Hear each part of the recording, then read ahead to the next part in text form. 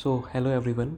आज के इस वीडियो में हम कॉमन कॉर्ड से रिलेटेड एक काफ़ी अच्छा क्वेश्चन डिस्कस करने वाले हैं। ठीक है, ओके। सबसे पहले तो हम देख लेते हैं कि ये क्वेश्चन क्या बोल रहा है। ये क्वेश्चन बोल रहा है कि the length of the common chord of two circles of radii 15 centimetre and 13 centimetre whose centres are 14 centimetre apart is. ठीक है, तो सबसे पहले तो हमें पता होना चाहिए कि कॉमन कॉर्ड फॉर्म कब होती है। ठीक है, जब दो सर्कल्स जो होते हैं वो एक दूसरे को इंटरसेक्ट करते हैं ना। ठीक है, इस साइड से एक सर्कल ये है, ओके, और दूसरा सर्कल ये है। तो ये दोनों जब इंटरसेक्ट करते हैं तो इनका एक कॉमन कॉर्ड बनता है ये। ठीक है, तो this is a common chord. Okay okay, इस टाइप से। ठीक है, ये होता है। लेकिन इस केस में क्या है कि जो दोनों सर्कल का जो रेडियस है वो अलग अलग है। ठीक है, दोनों सर्कल का रेडियस अलग अलग है। तो हम क्या करेंगे, ठीक है, तो ये सपोज कर लिया हमारे पास एक बड़ा सेंटर है। सबसे पहले हम बड़ा सर्कल है, ओके, एक हमारे पास ये छोटा छोटा सर्कल है, ओके। ठीक है, ये दोनों का हो जाएगा कॉमन कॉर्ड। ओके, तो आपको कॉमन कॉर्ड से रिलेटेड एक दो प्रॉपर्टीज़ ध्यान में रखनी है। ठीक है, वो क्या है कि जैसे इसका सेंटर C1 इधर है, इसका सेंटर C2 इधर है। ठीक है, तो जो C1 C2 को जो ज्वाइन करेगी लाइन, ठीक है, वो क्या है, वो इसको डिवाइड करती है। मतलब ये जो है ये परपेंडिकुलर बाइसेक्टर होता है, ये परपेंडिकुलर भी है और बाइसेक्टर भी है। ओके, मीन्स जो कॉमन कॉर्ड है, कॉमन कॉर्ड जो है, this line C1 C2 is the perpendicular bisector of the common cord. Okay, ठीक है। अब यहाँ पे एक केस ये बनता है कि जब हमारे पास जो दोनों सर्कल का जो रेडियस है वो इक्वल होता है। जैसे इस केस में जब हमने मान लिया कि इस केस में दोनों सर्कल का रेडियस है इक्वल है, तो जो ये लाइन होती है ना C1 C2, sorry C1 C2, दो सर्कल्स के सेंटर को ज्वाइन करने वाली जो लाइन होती है वो कॉमन कॉर्ड पे क्या होता है, परपेंडिकुलर बाइसेक्टर होता है। मतलब कि कॉमन कॉर्ड को बाइसेक्ट भी करती है और इस पर परपेंडिकुलर भी बनाती है। ठीक है, लेकिन अगर इसका भी R1 और R2 है, दोनों सर्कल का जो रेडियस है वो सेम हो जाए, मतलब इसका भी R हो जाए और इसका भी R हो जाए, तो ये जो कॉमन कॉर्ड होती है वो दोनों सर्कल्स के बीच में एग्जिस्ट करती है। ठीक है, दोनों सर्कल के बीच में एग्जिस्ट करती है। इसका मतलब ये है कि ये डिस्टेंस भी क्या हो जाएगा, यहाँ से ये डिस्टेंस भी x हो जाएगा और ये डिस्टेंस भी x हो जाएगा। ठीक है, लेकिन जब दो सर्कल्स का जो रेडियस है वो अलग अलग हो जाता है तो क्या होता है कि जो कॉमन कॉर्ड होती है वो छोटे सर्कल के पास में आ जाती है। जैसे इस केस में आप देख सकते हो कि ये छोटे सर्कल के थोड़े पास में है और जो बड़ा सर्कल है उससे थोड़ा सा दूर आ जाता है। ठीक है, सब वो तो हमने ये सब तो देख लिया।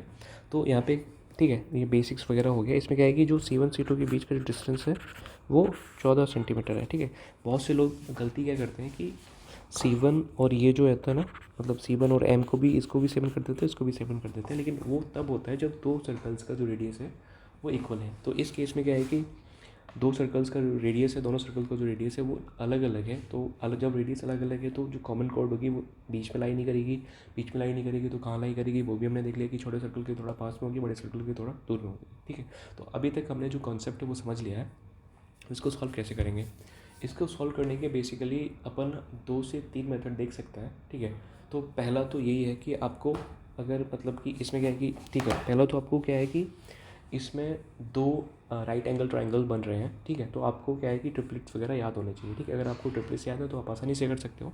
ठीक है, तो यहाँ पे ये क्या है, ये जो है दिस और दिस ये इक्वल होगा और ये जो है वो C1, ये बड़ा सर्कल है, बड़ा सर्कल का रेडियस कितना है 15 है और छोटे सर्कल का जो रेडियस है वो कितना है 13 है। ठीक है, ठीक है, ओके, एक यहाँ पे बन रहा है। ठीक है, एक जो है वो क्या है, एक राइट एंगल ट्रायंगल इस साइड के लिए बनेगा, एक राइट एंगल ट्रायंगल इस साइड के लिए बनेगा। लेकिन इन दोनों में क्या है कि जो हाइट है वो कॉमन है, कॉमन है मतलब सेम है, हाइट कॉमन है और सेम है। तो हमें मतलब ऐसे दो ट्रिपलेट्स फाइंड करने हैं जिनमें जो एक साइड है वो इक्वल हो। ठीक है, और एक मतलब और इनका हाइपोटेन्यूज इस टाइप से हो। ठीक है, तो आप अगर देखोगे तो एक होता है 5 12 और 13। ठीक है, एक 5 12 13 हो जाता है, एक होता है 9 12 और 15। ठीक है, चूँकि यहाँ पे ये 15 है, ठीक है, और यहाँ पे ये 13 है, तो ये शायद काम कर सकती है। और ये हाइट जो इक्वल है दोनों में, तो ये उसको 12 मान लेते हैं, तो ये 12 हो जाएगा, ये 13 हो जाएगा, तो ये बचा 5, ये 5 बचा, और ये जो है वो 15 है, ये 12 है, तो ये बचा 9। ठीक है, तो हमने इससे कैलकुलेशन करके भी देख लिया कि जो कॉमन कॉर्ड है वो क्या है, छोटे सर्कल के थोड़ा पास में है, ठीक है, ये हो गया। तो यहाँ से हम सीधा बोल सकते हैं कि अगर ये 12 है तो ये कॉमन कॉर्ड कितना हो जाएगा, 2 × 12 इज इक्वल्स टू 24। ओके, सीधा हम यहाँ पे देखो 12 भी गिवन है और 24 भी गिवन है, ठीक है। तो मेंस के एग्ज़ाम में यही होता है, यही मिस्टेक होती है, पर जल्दी जल्दी के चक्कर में इसको गलत कर देता है। तो ये 24 जो है इसका करेक्ट आंसर है। ये तो तब जब आपको ट्रिपलेट्स वगैरह पता है, लेकिन अगर आपको ट्रिपलेट्स वगैरह के बारे में कोई आइडिया नहीं है तब हम इसको सॉल्व कैसे करेंगे, ठीक है। तो इसका दूसरा मेथड हम देखेंगे। इसका दूसरा मेथड है, ये तो हो गया फर्स्ट मेथड, और सेकंड मेथड। इसका सेकंड मेथड, जो सेकंड सबसे इम्पॉर्टेंट मेथड ये है, उसको हम बोलते हैं हेरोन्स फार्मूला का यूज़ करके, हेरोन्स फार्मूला का यूज़ करके, ठीक है। तो हेरोन्स फार्मूला का यूज़ कैसे करेंगे हम, ठीक है। ये जो है वो दोनों सर्कल का सेंटर है, इनके बीच का डिस्टेंस हमें पता है 14 गिवन है, ठीक है। और ये जो है वो कितना है, ये रेडियस है, बड़े सर्कल का रेडियस 15 है, छोटे सर्कल का रेडियस कितना है, 13 है, ठीक है। 13, 14, 15। तो ये जो है एक क्या है, एक ट्रायंगल बना रहे हैं, ठीक है। तो ट्रायंगल बना रहे हैं तो इसका एरिया हम निकाल सकते हैं। इसका एरिया हम दो तरीके से लिख सकते हैं। किस टाइप से, एक तो जो यहाँ से निकल के आएगा वो, और दूसरा हो जाएगा क्या, ये जो हाइट 1/2 बेस इंटू हाइट, ठीक है।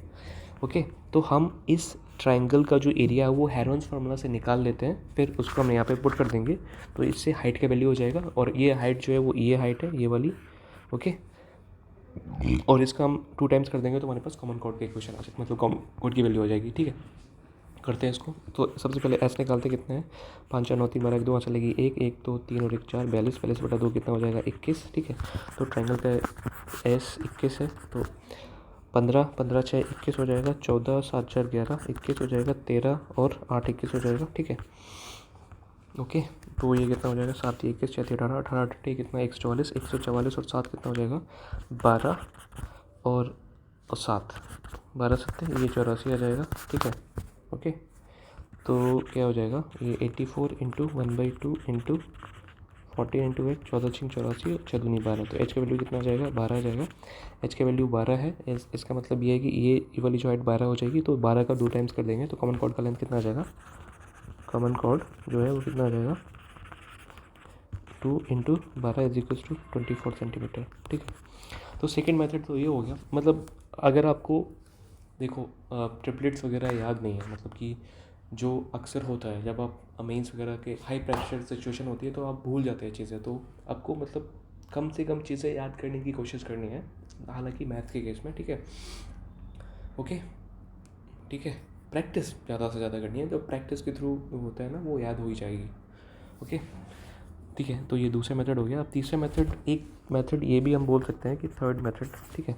इसमें क्या करते हैं कि ये हमने 2 सर्कल्स ड्रॉ करें, ठीक है, बड़ा सर्कल है छोटा सर्कल है, ओके। ये कॉमन कॉर्ड है, ओके, सॉरी,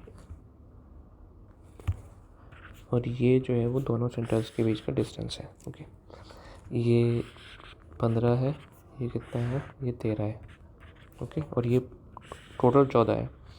C1 और C2 के बीच का डिस्टेंस वो 14 है, और ये जो हाइट है वो दोनों के लिए सेम है, h है, ओके। तो हमने मान लिया कि अगर मैंने इसको x कंसिडर कर लिया, ठीक है, ठीक है, तो ये जो हो जाएगा टोटल 14 है, तो ये 14 माइनस x हो जाएगा, ठीक है। और यहाँ पे ये जो है वो 2 क्या है, 2 राइट एंगल ट्रायंगल बन रहे हैं, तो यहाँ पे हम किसके यूज़ करेंगे, 2 बार हम पाइथागोरस थ्योरम लगाएंगे, ठीक है। तो ये वैल्यू निकल के आ जाएगी, ठीक है। इसको आप एक बार ट्राई करके देख लेना, ठीक है। तो मतलब हमने कॉमन कॉर्ड से रिलेटेड जितना भी तरीके से प्रॉपर्टी हो सकता है वो देखा, ओके, और जितने मेथड्स हो सकते हैं इसको सॉल्व करने के, एफिशिएंटली सॉल्व करने के, वो भी देखा, ठीक है। आई होप कॉमन कॉर्ड से रिलेटेड सारे डाउट्स जो हैं वो आपके सॉल्व हो गए होंगे, ठीक है। एक बार रिवाइज कर लेते हैं फिर इस वीडियो को ख़त्म करते हैं, ओके। आपको कॉमन कॉर्ड के केस में केवल 2 चीज़ें याद रखनी है, ठीक है। पहला रिमार्क 1 कि when radius of both the circles are equal, जब दोनों सर्कल का जो रेडियस है वो इक्वल हो जाएगा तो क्या होता है, जो कॉमन कॉर्ड होती है, common chord exist in between of the two, ठीक है। तो कॉमन कॉर्ड जो होती है वो दोनों सर्कल के बीच में होती है, ओके। इसका भी, ये भी, ओके। कॉमन कॉर्ड जो होती है वो एग्जैक्टली बीच में होती है, इसका मतलब ये है, ये, सॉरी, ओके। इसका मतलब है कि ये इक्वल है और ये इक्वल हो जाएगा, ठीक है, ओके। और दूसरा केस जो हमने डिस्कस किया कि जब दो सर्कल्स का जो रेडियस होता है वो अलग अलग होता है, तो कॉमन कोड जो होती है वो छोटे सर्कल के पास में शिफ्ट हो जाती है और बड़े सर्कल से दूर हो जाती है, ठीक है। तो ये दो चीज़ें अगर आपको याद है, ठीक है, और आपको क्या है कि ट्रिपलेट्स के बारे में आइडिया है, या फिर आपको हेरेंस फार्मूला के बारे में आइडिया है, अगर आपको इनके बारे में भी आइडिया नहीं और आपके पास टाइम है, तो आप सीधा, मतलब दो राइट एंगल ट्रायंगल आपको दिख रहे हैं तो आप पाइथागोरस थ्योरम का यूज़ करके इसको सॉल्व कर सकते हैं, ठीक है। Thank you.